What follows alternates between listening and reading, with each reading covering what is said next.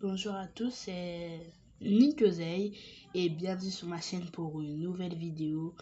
Allez, apprêtez-vous à tout de suite, on commence. Bon, préparez une autre encyclopédie les gars parce que là, on va mémoriser la guerre en Ukraine. Bon, déjà il faut savoir que je suis un youtubeur de basse classe, donc je n'ai pas encore l'expérience pour faire tout ça, des animations, vous montrer ça sur des cartes, mais bon, retenez juste ce que je vais vous dire en plusieurs phrases. Je sais que c'est difficile pour certains parce qu'on n'a pas tous la même tête, mais faites cet effort. Mais avant ça, abonnez-vous, likez, pour me soutenir, c'est très important. Et je présente mes excuses à Gold 16779. Je sais que j'ai été très blessant, mais je vais me rattraper. Mais alors, si on était admis et si tu t'abonnais, ça pouvait être cool. Bon, allez, on commence. Déjà, pour connaître la guerre en Ukraine, il faut savoir les origines de l'Ukraine. L'Ukraine, ça faisait partie de l'URSS. L'URSS qui a été créée en 1917 après la révolution bolchevique menée par Lénine, un soviétiste, un communiste qui venait d'un pays étranger. Et donc, pour comprendre la guerre en Ukraine, il faut revenir précisément en 1999. Allez, non. Je suis désolée. En 1991, il faut revenir là pour voir vraiment que l'Ukraine a été acquérie par la Russie en ce temps-là. Déjà, il faut que je vous dise, ce qui est vrai, c'est que l'Ukraine était une entité russe. L'Ukraine a acquis la Crimée par un accord fait par Gorbatchev, le gouvernement de l'Union soviétique à cette époque, qui leur a cédé la Crimée. La Crimée étant un territoire russe. Ce sont des entités administratives, comme on dit. L'Ukraine est dirigée par une personne qui l'administre, un gouverneur. Et donc, cette région-là a été prêtée par le gouverneur de l'URSS, de la Russie tout entière, à l'administrateur de l'Ukraine. Et donc, c'est là que la Crimée, on peut voir vraiment que elle est maintenant sous contrôle ukrainien. Maintenant, 91. Toutes les républiques socialistes soviétiques prennent leur indépendance. C'est la joie dans tous les pays de l'Est. Et c'est la fin de la guerre froide qui a opposé pendant pas mal d'années les anciens alliés américains, russes, soviétiques. Et donc, c'est pendant ces contextes-là, on va voir. La Russie, déjà, elle veut récupérer la Crimée et l'Ukraine pour plusieurs raisons. La Russie, c'est grand. C'est 17 millions de kilomètres carrés. Alors, ce n'est pas rien. Mais donc, ça veut dire qu'il y a quand même de la glace. Parce que si tu es grand, tu dois avoir quand même un climat qui s'étend de là à là. Et donc, ce n'est pas facile pour la Russie. On va le voir par mes explications. Désolé, je n'ai toujours pas de graphique. Alors, il faut savoir que, déjà, si on prend le port de Saint-Pétersbourg, il neige déjà parce qu'il est près de la Finlande. En plus de ça, il fait froid le reste de l'été. Pendant que nous, en Afrique, on est bien. Et c'est ce qui est là, ce port gèle. Donc la Russie ne peut pas faire de marchés commerciaux et internationaux. Même vers son port du Caucase, qui parfois peut geler, parce que c'est une région très approximative avec le Kazakhstan, l'Arménie, l'Azerbaïdjan et la Géorgie. Et c'est pour ça aussi qu'on va voir un autre contexte. Pourquoi est-ce que la Russie s'était attaquée à la Géorgie? Pour ceux qui ne comprennent pas ça, cette guerre de 2008 a été lancée par des provinces pro-russes dont je ne connais pas le nom, désolé. Ces provinces pro-russes-là voulaient prendre leur indépendance de la Géorgie. Alors que le gouvernement central géorgien a refusé, la Russie a vu qu'ils étaient minorisés et qu'ils étaient marginalisés par la société géorgienne.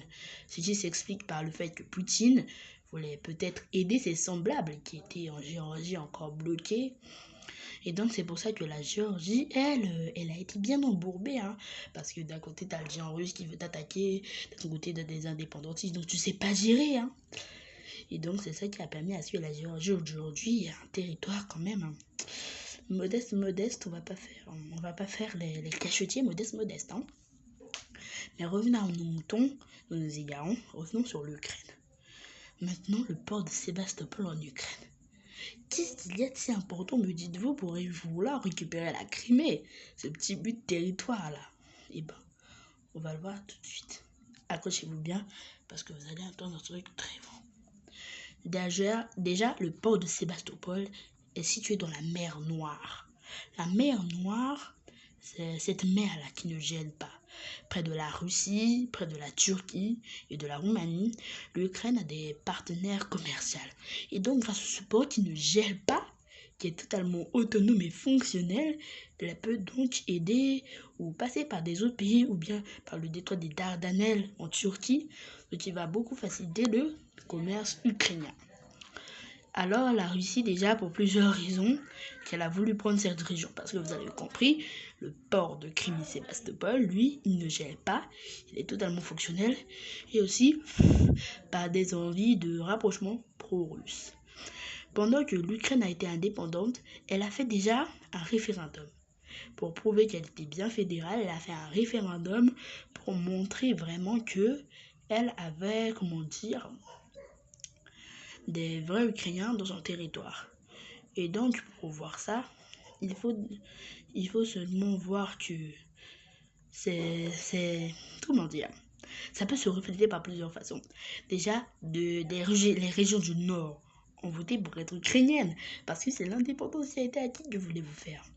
Mais si on va à la région de Luhansk et de Donetsk, et la Crimée ont voté un taux plus bas. Par exemple, pour la Crimée, 54% seulement ont voté pour être ukrainiens. C'est un feu vert parce que déjà, le russe est leur langue maternelle. Parce que déjà, le russe, ils ont été biberonnés avec ça, le russe. Donc, c'est pas trop facile de les quitter. Donc, vous voyez, le russe n'est pas vraiment une langue qu'on peut abandonner comme ça, là.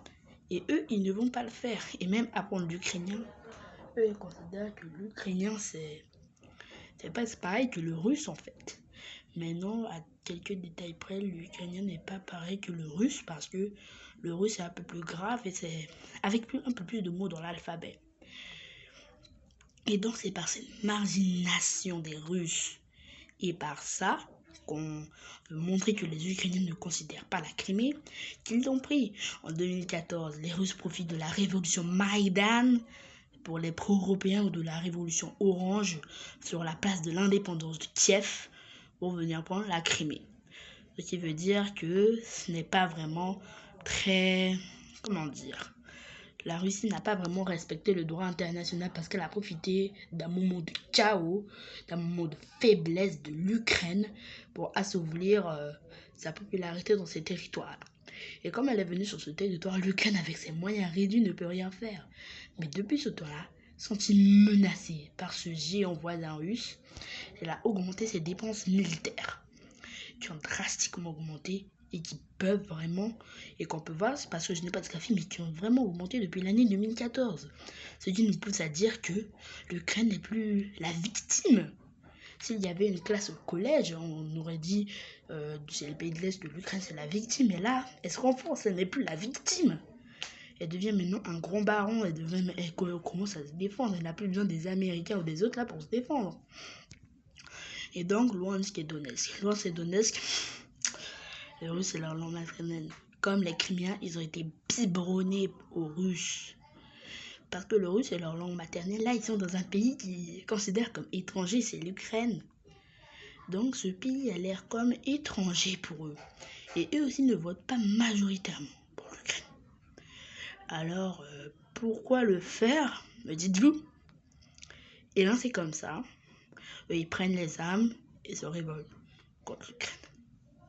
Et quand ils se révoltent contre l'Ukraine, ils tuent des civils, ils font des massacres, ils sont financés par l'armée russe.